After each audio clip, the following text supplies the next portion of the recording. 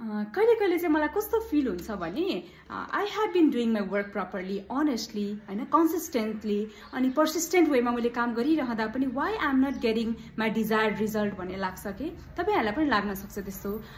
कुरा कहिले कहिले त्यस्तो छ भनेदेखि चाहिँ मलाई म हजुरलाई एउटा यो एटिट्युड इज एभ्रिथिङ बाइ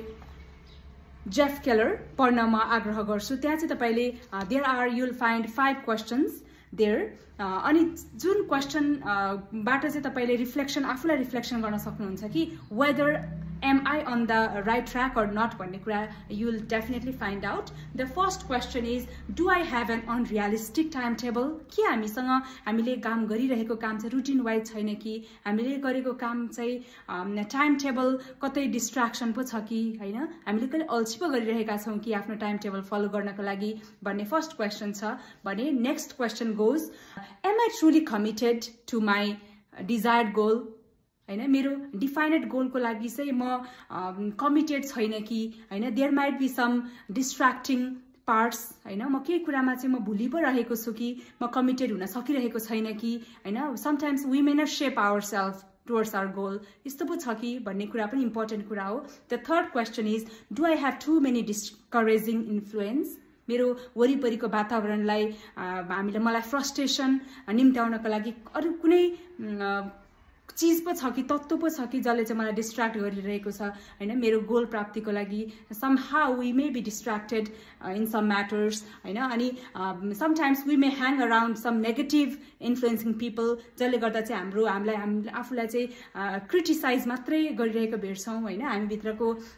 स्ट्रेन्थलाई चाहिँ हामीले दबाउन पो खोजिरहेका छौं कि हैन एनर्जी इन्थुजियाजमलाई हामीले आफूलाई निकाल्न सकेका छैनौं कि बिकज अफ एन्भाइरोन्मेन्ट हैन त्यो छ कि भन्ने कुरा पनि इम्पोर्टेन्ट छ भने अर्को क्वेशन रहेको छ am I preparing to succeed म आफूलाई सक्सिड हुनको लागि म प्रिपेयर भएर बसेको छु त कि अथवा मैले चाहिँ आफूलाई चाहिँ सक्सेसफुल मान्छेको रूपमा पाउनको लागि म प्रिपेयर छु कि छैन त म कस्तो खालको म चाहिँ कति धेरै मेरो स्टिम कस्तो छ हैन सेल्फ स्टिम छ कि छैन कन्फिडेन्ट म छु कि छैन भन्ने कुरा पनि Am I truly willing to fail? भन्ने अर्को क्वेशन हो त्यसमा चाहिँ के छ भने म कहिले पनि ओभरनाइट सक्सेस हुने होइन मान्छे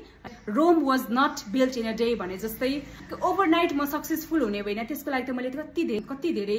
यातनाहरू सहनु पर्छ होला कति धेरै फेलर्सहरुको पनि मैले स्वीकार गर्नुपर्छ होला फेलर्सहरुलाई भन्ने कुराहरू त्यसको लागि चाहिँ म फेलरबाट पनि हामीले चाहिँ भ्यालुएबल लेसन्सहरु हामीले प्राप्त गर्न सक्छौं अनि मात्र हामी सक्सेसको प्रोसेसमा जाने हो भन्ने कुरा पो हामीले बिर्सेका छौं कि भन्ने कुरा 5 की क्वेशन्स ले चाहिँ बाट चाहिँ हामीले आफूलाई रिफ्लेक्सन गरेर हेरौं अनि हामीले आफूलाई definitely will find out where I am भन्ने कुरा छ थ्यांक यू सो मच